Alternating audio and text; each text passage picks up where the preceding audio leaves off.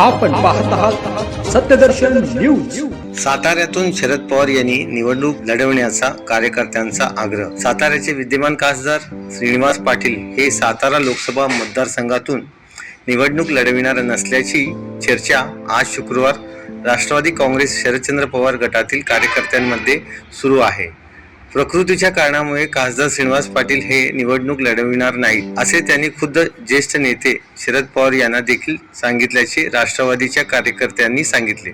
सातारा लोकसभा मतदारसंघात राष्ट्रवादी काँग्रेस शरदचंद्र पवार पक्षातील उमेदवार निवडण्यासाठी ज्येष्ठ नेते खासदार शरद पवार हे आज सातारा दौऱ्यावर आले आहेत। ते सुमारे 200 कार्यकर्त्यांसमवेत चर्चा करीत आहेत। दरम्यान बहुतांश कार्यकर्त्यांनी शरद पवार यांनी स्वतः निवडणूक लढवावी असा आग्रह धरला आहे।